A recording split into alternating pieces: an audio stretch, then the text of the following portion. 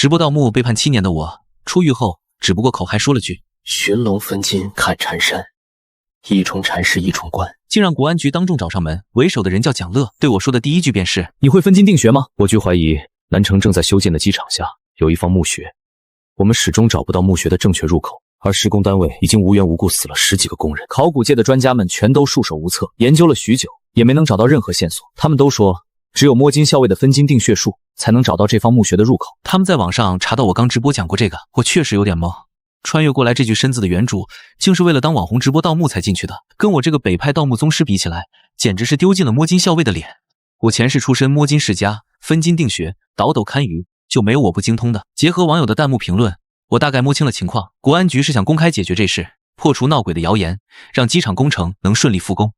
我刚想接下这活儿，直播间弹幕却突然反转。帽子叔叔，别病急乱投医啊！找风水先生也得找个靠谱的，找老秦，他哪会这个？蒋乐看到弹幕说我坐过牢，赶紧查了我的背景，倒吸一口凉气道：“秦哥，要不我还是另找办法吧，不打扰你了。”我没应声，手中凭空出现一面罗盘，口中念起口诀：寻龙分金看缠山，一重禅师一重关，关门如有8重险，不出阴阳八卦镜。蒋乐的动作猛然停住，眼神里满是震惊。您真会分金定穴？我没直接回答，毕竟我人不在南城，实地堪舆是必须的。但我扬了扬嘴角，我不只会，我恐怕是这行最顶尖的专家。这世界的盗墓文化远不如我前世繁荣。我说第二，没人敢称第一。蒋乐眉头微皱，弹幕依旧不依不饶。考古学硕士在此，劳安就别演了，装啥呢？同志，如果我没猜错，你们请的风水师用了密龙查沙关水，却卡在点寻和立线上，推平禅前龙脉交汇处还有一汪湖水。那风水师一见湖水就激动，让你们按那个方位挖，可挖了半个月，什么都没找到，对吧？你怎么知道的这么清楚？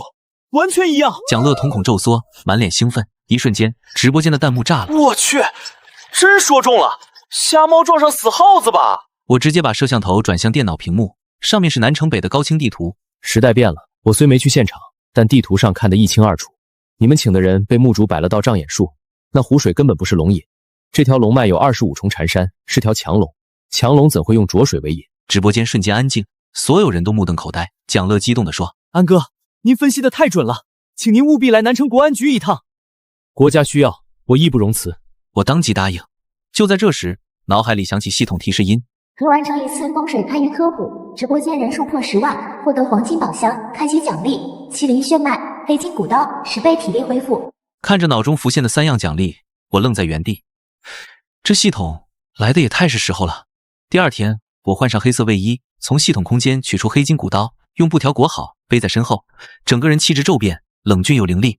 刚出门就看到蒋乐站在门口，目瞪口呆地看着我。安哥，我们走吧。他开车带我直奔南城北国安局的临时驻地。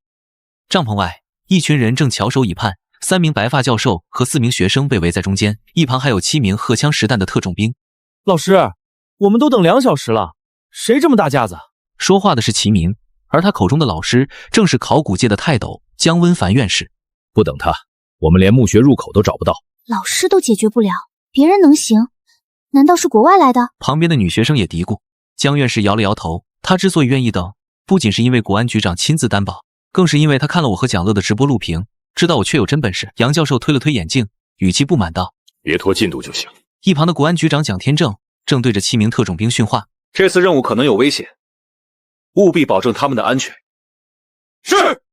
众人齐声敬礼，气势肃穆。2分钟后，我们的车出现在山路尽头。姜院士神色一喜，立刻起身相迎。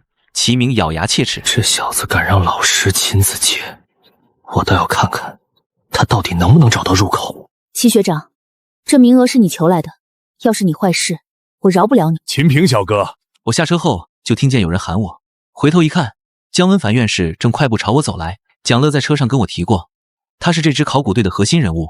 他上前紧紧握住我的手，语气诚恳：“秦平小哥，久仰大名。”我心里嘀咕：我坐了7年牢，你上哪儿久仰我去？幸会姜教授，路上堵车，劳各位久等。我今日一身黑色卫衣，身形挺拔，神色清朗，只一个照面就感觉到2名女学生投来灼热的目光，还互相用眼神兴奋交流着。我快速扫了一眼考古队的阵容，3个老教授，4个学生，1男3女，这阵容下墓跟送死没什么区别。墓里的粽子或是异兽，轻松就能要了普通人的命。就算有7名特种兵保护，也如同走钢丝。但我没多说，一来我需要他们支持我带队，二来墓中或许也有能用到他们的地方。不劳江教授介绍，我想我们很快会熟悉起来。我婉拒了他一一引荐的好意，直接走到江琉璃面前。这位女士怎么称呼？江流苏。我没多寒暄。会用手机直播吗？他微微一愣，在江温凡点头后，接过我递来的手机。我早已打开了直播界面，等候多时的网友瞬间涌入。我对着镜头简短开口：诸位，我已抵达南城北，与国安局合作，接下来将为大家展示分金定穴，全程直播启王墓见闻。大制作一镜到底，电子宠物出现了，终于让兄弟们吃上细钢了。举手机的小姐姐是谁？好漂亮！不同于网友的热情，齐明立刻跳出来嘲讽：封建迷信，这么多专家在这儿，你还用风水定位，不觉得可笑吗？古时风水或可依，如今山川地貌早变，用风水找墓，无异于水中捞月。我没理会他们，只对蒋乐说：把我那3个条件和教授们谈谈。随后，我拿起罗盘，带着江琉璃走向高处。罗盘的指针飞速旋转，眼前群山环抱，中间一脉如卧龙潜伏。我凝神念诀：寻龙分金看缠山，一重缠是一重关。指针骤然停住，在3卦之间摇摆不定。我脸色一变，乾隆翻身了。直播间顿时屏息，弹幕刷个不停。老安表情好严肃，出状况了。他该不会真的是摸金传人吧？你没事吧？谢谢，没事。我闭眼凝神，无形八卦自脑中展开，覆盖整片山脉。黔西北从岭如青龙，昆西南突山似卧虎对正西。乾隆翻身，正西是两旁灵气。我看明白了。带着江流苏返回驻地时，所有人都安静下来。江温凡急切地问：秦平小哥，找到入口了吗？正西方。我答得干脆。众人顿时欢呼，齐明却冷不丁泼凉水。谁知道真的假的？别是逗我们玩。江温凡狠狠瞪了他一眼。只要你带我们进启王墓，考古队由你全权指挥。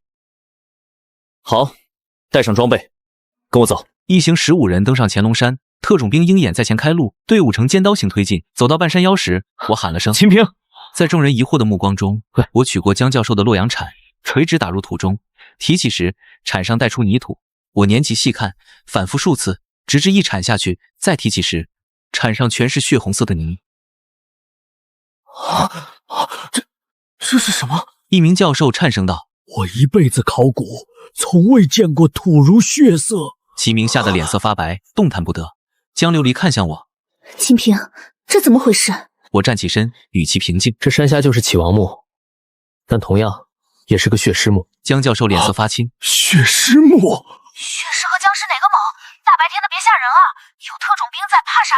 我考古专业的都没听过血尸。我冷静解释：盗墓有言，土带血，尸带金，血尸互保，墓顶设朱砂，泥土变成血色。秦汉墓中朱砂味最浓的方位就是墓穴所在。没错，这下面就是启王墓。话音刚落，您完成一次血尸墓科普，直播间人数破51万，获得黄金宝箱。观看数竟远超我的粉丝数，看来是官方在推流预热。我注视着脑海中的黄金宝箱，没有犹豫，选择了开启。恭喜宿主获得岳家刀法、宗师节骨武术、超能手机，已自动融合。看着这3样奖励，我心头一喜。之前虽有1200点力量，却无相应的技法发挥，如今系统完美弥补了这一点。岳家刀法刚猛，正配我那160斤的黑金骨刀。若不懂刀法，这刀拿在手里还不如烧火棍。至于超能手机，我起初有些不解，问系统：这手机有什么用？宿主进入墓穴后，信号差，电量有限，直播易中断。超能手机保障永久满格信号，无线电量，防水防摔，支持夜视。这么巧，我心中一乐，来得匆忙，确实没考虑到这些。我立刻融合宗师级骨武术和岳家刀法，融合完毕。瞬间，磅礴的力量与无数搏杀技巧涌入四肢百骸，如与生俱来一般。若血尸此刻现身，我自信能一刀斩之。不就是朱砂顶的汉墓吗？名头吓人罢了。秦平小哥，既然下面是启王墓，我们该从哪里进去？我只好再次强调，下墓务必万全准备，下面的尸体很可能已尸变。世上真有僵尸？2000多年了，玩尸变，骨头早成灰了。是啊，我考古几十年，从没见过尸变，都是迷信。众人竟互相打气，反倒变得更亢奋了。我只觉好笑，本想提醒，反倒给他们打了鸡血。秦平，血石到底是什么？一种小动物吗？我懒得多解释，没见过的人说破天也不信。直播间弹幕迷之劳安在线装杯。我正在吃鲜肉粽子啊！喂，谁家端午节粽子还没吃完？别歪楼！到达预定位置，姜文凡指挥开工。齐明慢吞吞地组装洛阳铲，7名特种兵散开警戒，留出50平米的安全区。一定要朝正西斜向啊，别垂直。我们才是专业的，找到位置就该听我们的。哼，齐明，秦平是领队，他的命令就是我的命令。我心底冷笑，早先还让蒋乐别找我这个蠢货，现在倒改了主意，正好带他进去，让阎王给他上一课。2分半后，齐明还在磨洋工，我一己之力已经挖出了一个容纳1人的圆洞。我操，这还是人吗？直播间弹幕，这洞怎么像盗洞？不是像，就是盗洞。劳安这是专业对口了，属于是。他挖的也太快了吧，人形推土机，肯定是他挑了块好挖的地。原来是个盗墓贼，没读过书的粗人。江流苏秀眉紧蹙，显然已想好回去再揍他一顿。我可是知道他是3大冠军。直播间弹幕，这人嘴真贱，法治社会救了他，不然我高低过去给他2巴掌。轰隆，我击碎木顶的红砖，霎时间尘土飞扬。我迅捷跃出盗洞，颗粒粉尘紧随其后。我立马掩住口鼻退后。蹲在不远处的齐明反应慢了半拍，呛得满脸通红，咳嗽不止。秦平小哥真是高人，这么可能挖，这么快就通了。准备绳子，等空气流通再下。片刻后，整队完毕，3名特种兵先锋锁降，4人断后，考古队被护在中间，进入甬道。食物展军用手电将四下照得通明。我们到哪儿了？不是找入口吗？若从正门入，需凿开数丈高铁水交缝的石门。秦平小哥这是带我们绕开了。算他有点能耐，但进了墓，该我们发挥了。等等，是这？难道是启王入阵图？实载启王虽高祖征伐，屡创以少胜多的奇迹。这些壁画概述了他的生平事迹。众人边听讲解边欣赏壁画，沉浸于历史长河之中。直播间弹幕能亲眼看到，值了！大汉雄风啊！江院士讲得太好了，刚下班就吃到细糠了。可骤然间，壁画的风格变得阴森诡谲，不同于先前的鲜艳。后续的内容以青黑色为主，描绘着启王亲征南越、屠杀10天10夜的景象，令人不寒而栗。我伸出手摩挲着面前斑驳的壁画，怎么样？发现什么不对了吗？难道是壁画有问题？或者我们中了视觉暗示？壁画没问题，我们能看到自己出现在上面，可能是因为小孔成像。江流苏回头，正好看见众人身后的墙壁上燃着一盏如意油灯，红黄夹杂淡绿的火焰跳动，如地府的鬼火。这是如意油灯，但我不清楚是光还是气体，让我们下意识忽略了它。秦平小哥，如果是小孔成像，我们的样子在壁画中应该是倒过来的才对。很简单，启王用了2次小孔成像，对倒立的石像再次成像，还用精密机关将我们的样子拓片上去。也就是说，壁画上的绳索、血尸是提前画好的，只有我们是进入墓穴后才被踏上去的。直播间弹幕天才，我嫉妒你的才华，怪不得修了17年，一个甬道就这么多机关。可他费这心思有何意义？不如放强弩陷阱实在。考古学家弹幕，墓主人与盗墓贼如直旗对弈，强弩下不退盗墓贼，但预言可以。这是墓主给盗墓贼的最后机会，离开，往后还有更多陷阱。众人恍然，直播间却吵翻了。直播间弹幕 BYD， 你还可惜上古人了，要能预言，还求什么长生？小孔成像，我死去的8年级知识攻击我。不少网友开始劝退，考古小队也不再轻视启王墓，才进甬道就遇上如此精密的机关，后面还不知道有什么。我扫视众人沉重的表情，说实话，我希望他们退出，至少能活命。这启王墓我一人进去就行。齐明双腿哆嗦，正犹豫是否退出，想念实验室的论文，但见无人退缩，他也只好硬着头皮跟上。既然大家都不想走，从现在起，听我指挥，别碰任何东西。秦平小哥，我们都听你的，我们都听你的。其余人纷纷坚定点头，继续前行。甬道两侧再无壁画，墙壁漆黑如墨，仿佛墓主人的脸在无声地说：“这群人敬酒不吃，吃罚酒。”这般环境下，众人心生畏惧。又走了约100米，终于看到甬道的出口。众人刚松了口气，意外却发生了。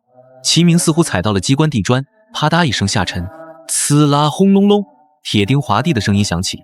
我猛然回头，只见一根3米粗的原木盯着10几根1米长、小腿粗细的铜杵，正来势汹汹地滚来。铜杵裹满铜锈，宛如淬了毒的破伤风武器。我操！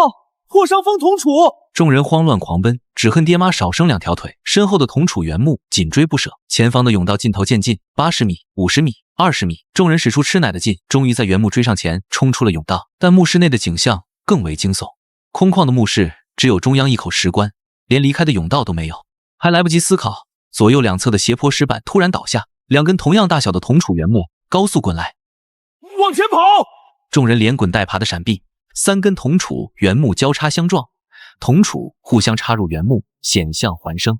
仅仅踩到一块地砖，就要面对一环破一环的机关陷阱。若非年久失修，机关启动得慢，我们刚进墓室时，两侧的原木就该蓄势待发，根本不给我们反应的时间。我脸色凝重，上一秒墓主人还在劝你离开，下一秒直接祭出杀招，不愧是乾隆翻身下的墓穴。秦平，你想到什么了？我摇头未答。主动进墓室和被机关赶进墓室性质完全不同，后者意味着我们的节奏完全被墓主人掌握了。第一招没干掉我们，就在铺垫第二招。无论前方有什么魑魅魍魉，我们都无法回头了。3根巨型原木已封死了来路，众人只好原地休整。直播间炸了，直播间弹幕，刚才发生什么了？怎么突然有3根原木追着跑？谁踩的机关？站出来！这石棺好瘆人，预言壁画里这是血尸棺，千万别开。顾阳队长，还请你们看好这口石棺，里面说不定真有血尸。江院士放心，咱兄弟几个豁出性命也会保护你的安全。姜文凡带人小心观察墓室，却发现所有的石壁都一模一样，只有中心处有一道寸长的石缝。清平小哥，我们该往哪儿走？这些石壁后都有甬道，但只有一条可走，其他的必死无疑。众人面如死灰，只有1/7的概率。正当大家打退堂鼓时，我口中念起口诀：寻龙分金看缠山，一重缠是一重关，关门如有8重险，不出阴阳八卦经。一眼见脑中的罗盘八卦对应8面墙体，入口为马，马为离卦，子鼠遇马为坎，未羊遇马为坤，离上艮下，现生门，寅虎是生门。我猛地睁眼，走到一面石壁前，上面果然有一道石缝。秦平小哥找到出路了。找到了，但想打开石壁进甬道，还需要一把钥匙。众人的目光随着我的指尖聚焦在石棺上，脸色霎时苍白。清平小哥，你的意思是出口在棺材下面？江教授考古多年，自然听说过有些墓室会用棺内的尸身掩盖通往主墓室的通道。江教授，你误会了，离开的生门确实在那扇石门后，但打开石门的钥匙却在这口棺材里，这也是启王设下的第3个陷阱。我扫过众人发青的脸，空气凝滞，吞咽口水的声音在墓室中格外清晰。开这棺如同拆盲盒，谁也不知道里面是财宝还是血尸。如果真是血尸，就算枪能打死他，谁能保证开棺的人不会被咬？我走向石棺，你们退远，我来。齐明震惊地盯着那具巨石棺。就你一个人，这棺材板少说700斤。那不然你和我一起？别，你来就行。江流苏面无表情，举起手机，镜头对准齐明的脸，直播间顿时沸腾。怂包齐明，校花太可爱了，专拍丑态，我没听错吧？老秦要一个人开棺，他若能成，我直播吃粑粑，又来骗吃骗喝的。连4周警戒的贺兵都面露惊疑。顾阳将步枪甩到背上，秦平小哥，我帮你吧。不必，你们用枪瞄好，关内有异动，直接开火。他欲言又止，最终还是退后了。预言壁画中团灭的结局仍历历在目。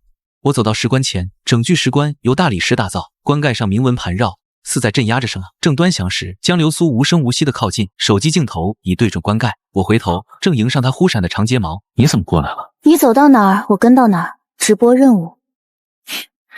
你倒是敬业，闭眼睛，怕吓着你。我将手贴上棺板，体内的麒麟血奔涌，1200点的力量属性爆发。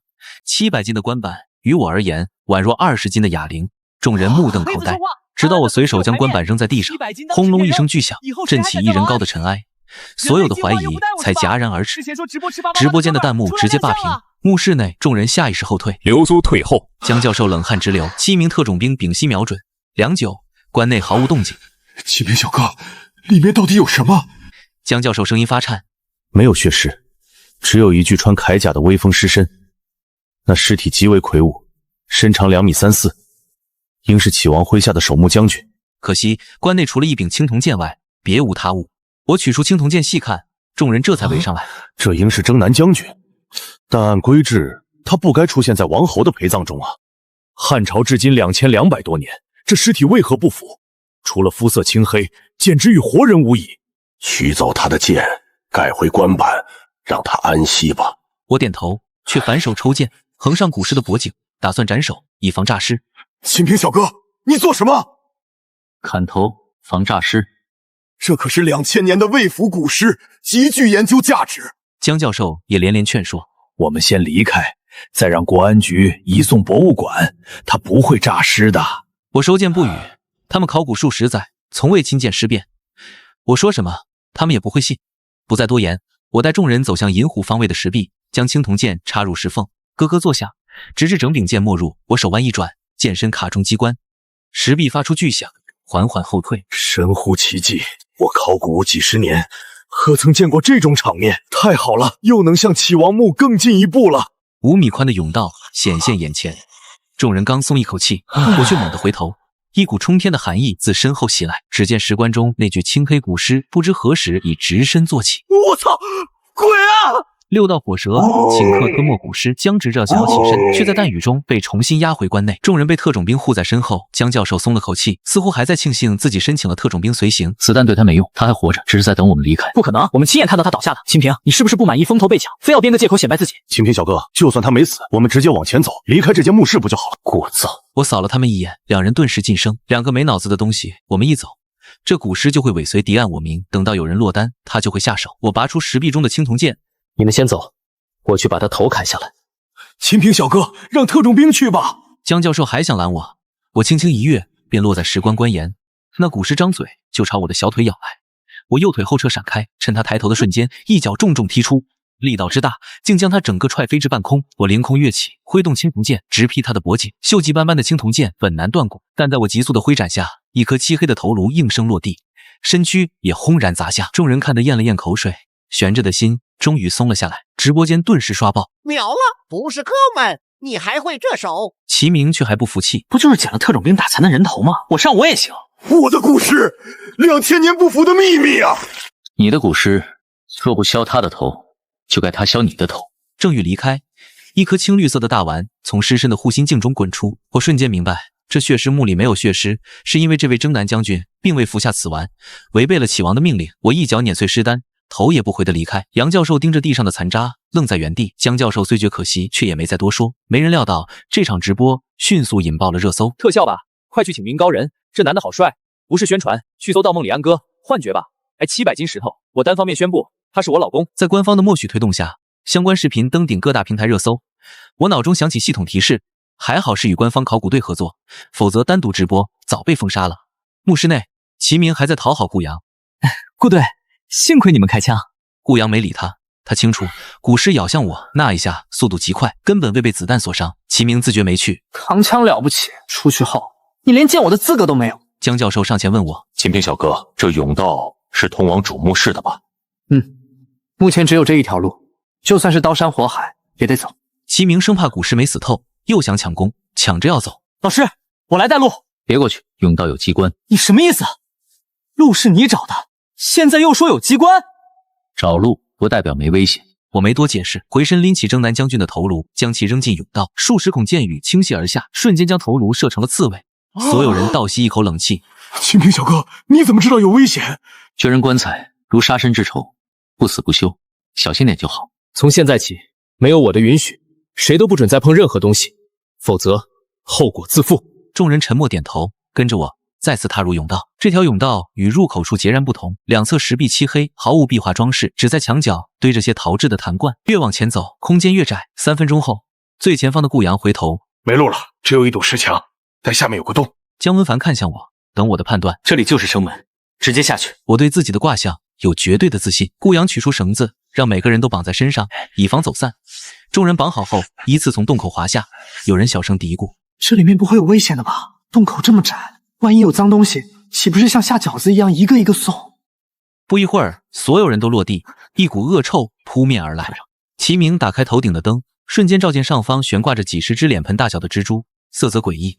他刚要惊叫，我迅速关掉他的灯，捂住他的嘴。笨呢，敢吵醒他们，我就先解决你，争取为蜘蛛换我们逃跑的时间。这是巨型鬼脸蜘蛛，毒性极强，带麻痹性，捕猎速度达40千米每小时，应是齐王样样在此守墓的。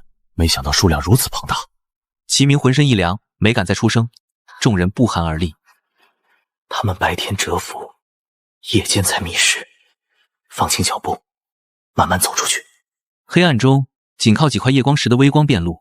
突然，一只倒挂的蜘蛛因丝线不稳滑落1米，蜘蛛竟稳稳停在了齐明的屁股上。跟在后面的杨教授吓得闭气屏息，而齐明浑然不觉。杨老师，这都什么时候了，您就别摸我屁股了。他还作死的扭了扭。直播间里顿时刷过一片严查。杨教授和齐明这时候还扭屁股，期待他回头的表情。连江流苏都快憋不住笑了。齐明终于察觉不对，缓缓回头，瞬间吓得几乎昏死过去。他闭眼默念各路神仙，再睁眼，鬼脸蜘蛛依旧在，口气清晰地抵着他的屁股，离得极近。他颤声求助：杨教授，你快想想办法，赶走他。但杨教授自身难保，哪敢动弹。诡异的是，蜘蛛竟在齐明的屁股上睡着了。顾阳刚抬枪瞄准，就被我按下。此时开枪必惊动全体，我们无人能挡几十只蜘蛛的围攻。若只我一人，尚可无伤解决，但带着3名教授和女生，难保全员安全。我正打算先带人撤离，再回来接齐明。突然，一阵绵长的响屁打破了寂静。中午黄豆吃多了，连江教授都忍不住爆粗：齐明，我去，臭死了！蜘蛛的触须猛然一动，睁眼狠狠咬下。齐明惨叫一声，顿时惊醒了整个巢穴。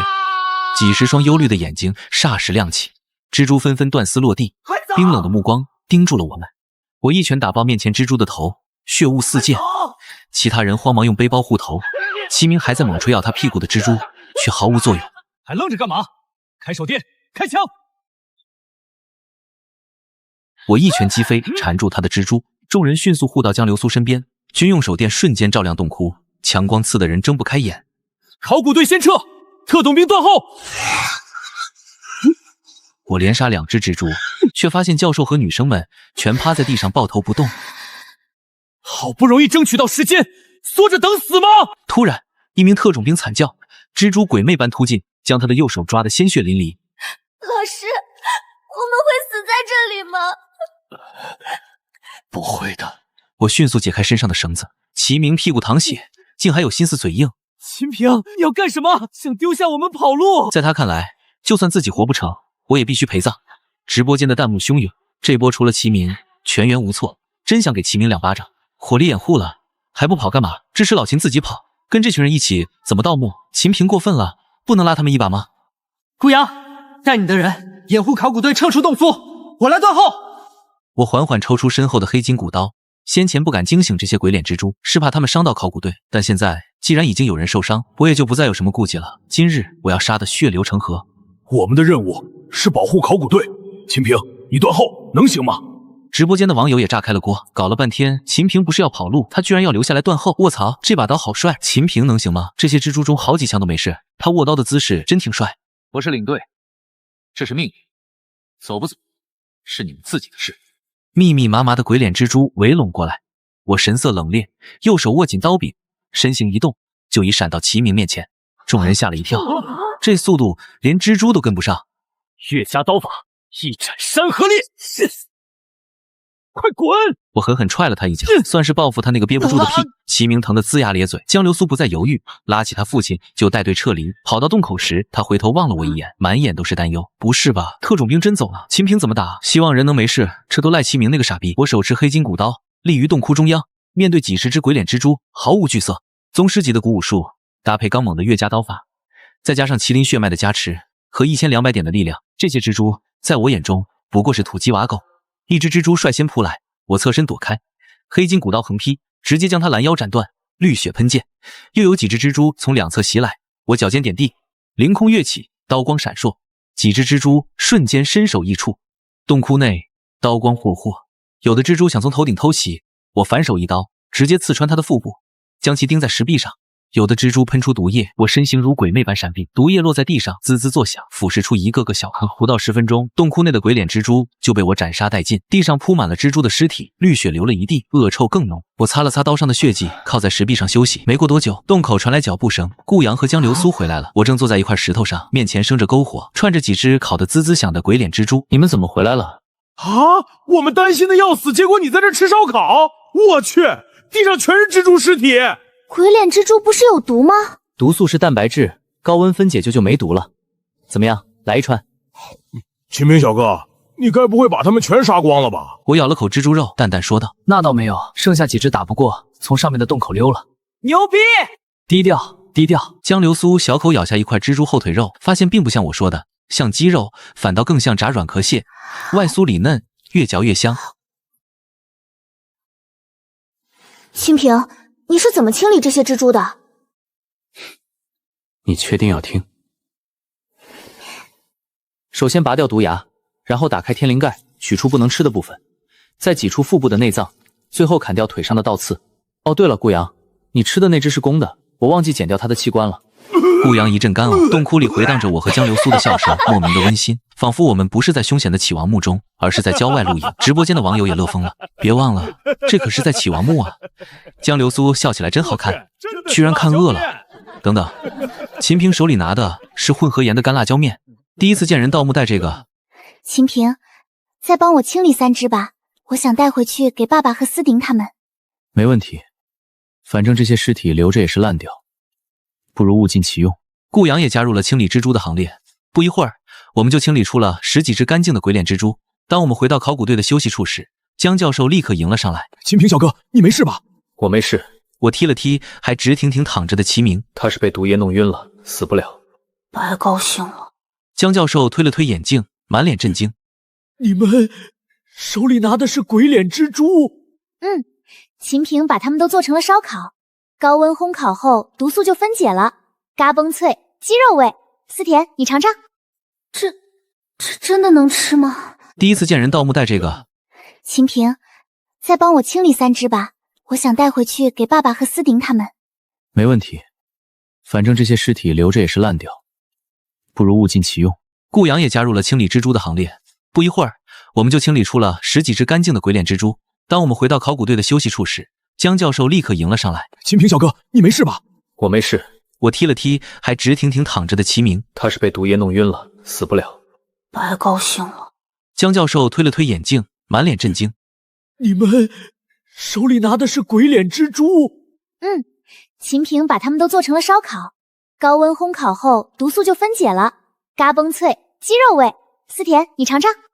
这真的能吃吗？尝尝就知道了，比压缩饼干好吃多了。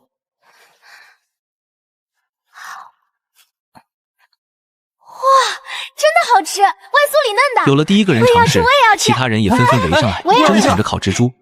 连江教授都忍不住尝了一口，赞不绝口。不错。齐明这时悠悠转醒，这么香啊！烤蜘蛛，我的屁股！哎，他又晕了，这家伙真没办法。